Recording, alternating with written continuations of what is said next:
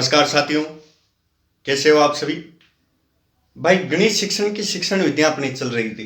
हिंदी की शिक्षण विधि 25 शिक्षण विधियां अपने कंप्लीट कर ली। आज योजना विधि के साथ गणित की भी शिक्षण विधियां अपन कंप्लीट कर लेंगे। उसके बाद क्या, उसके बाद अपन पर्यावरण अध्ययन के बारे में पढ़ेंगे, संपूर्ण पढ़ेंगे।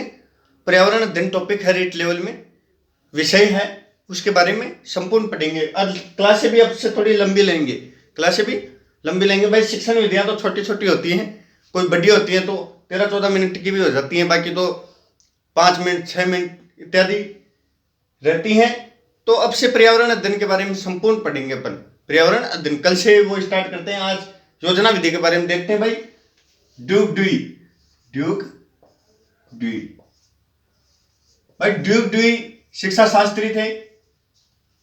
उनके अनुयायी थे किलपेट्रिक।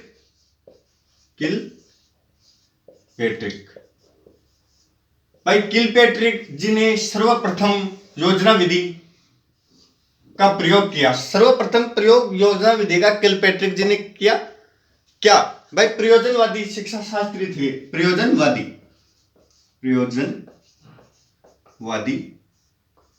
शिक्षा शास्त्री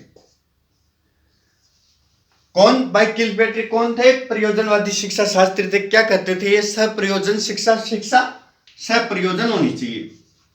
शिक्षा सप्रयोजन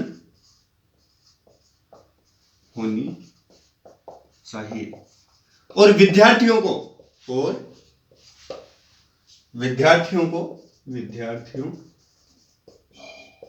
को अनुभवों द्वारा शिक्षा देनी चाहिए। अनुभवों के द्वारा शिक्षा देनी चाहिए। भाई ये एक बात कहते थे कि शिक्षा सप्रयोजन होनी चाहिए और विद्यार्थियों को अनुभवों के द्वारा शिक्षा देनी चाहिए।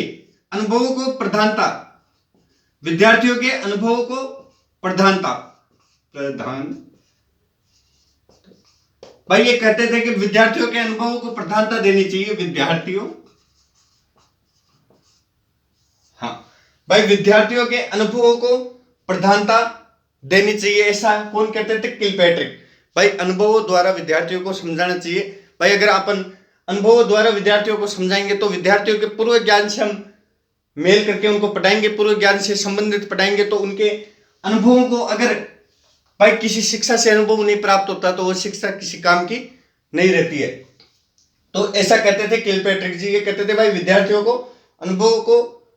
के अनुभवों को प्रधानता देनी चाहिए। शिक्षा में विद्यार्थियों के अनुभव, विद्यार्थियों के विचार, विद्यार्थियों की तर्क शक्ति को प्रधानता देनी चाहिए। ऐसा कौन कहते थे? Duke Dewey. आगे इसकी योजना सिद्धांत पे चलते हैं।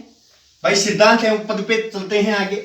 देखिए सिद्धांत क्या है ये देखते हैं। भाई सिद्धांत समस्या उत्पन्न करना। विद्यार्थियों की समक्ष समस्या को उत्पन्न किया जाता है। उत्पन्न कौन करता है? समस्या अध्यापक उत्पन्न करता है। भाई समस्या उत्पन्न करना, फिर कार्य को चुना जाता है विद्यार्थियों द्वारा। फिर विद्यार्थी योजना बनाता है। योजना के भाई सप्रयोजन है तो योजना के अनुसार कार्य करता है, योजना बनाता है, योजना का कार्यान्वयन करता है, कार्य का निर्णय करता है और फिर कार्य का लेखा करता है। भाई ये 4 तो इसके सिद्धांत मुख्य हैं और ये 2 सिद्धांत और हैं। भाई कार्य का निर्णय करना और कार्य का लेखा। समस्या उत्पन्न करता है कौन? अध्यापक। फिर कार्य चुनता है विद्यार्थी, फिर योजना बनाता है, योजना का कार्यान्वयन करता है, कार्य का निर्णय करता है और कार्य का लेखा करता है। अब भाई इसके गुण देखते हैं, लाभ देखते हैं। तर्क, सोचने, निरीक्षण करने और सहज से किसी भी परिस्थिति में निर्णय लेने की क्षमता का विकास होता है। भाई क्या? तर्क बुद्धि का विकास होता है, सोचने का विकास होता है और निरीक्षण करने का इससे विकास होता है योजना विधि से। और सहज से किसी भी परिस्थिति में निर्णय की क्षमता का विकास होता है, निर्णय लेने की क्षमता का विकास होता है। क्योंकि विद्यार्थी के पूर्व ज्ञान से जोड़कर देखा जाता है इसको। इसलिए ये क्या है? परिस्थिति में निर्णय लेने की क्षमता का विकास करता है। क्रियात्मक सृजनात्मक शक्ति का विकास होना, इससे क्रियात्मक और सृजनात्मक शक्ति का विकास होता है।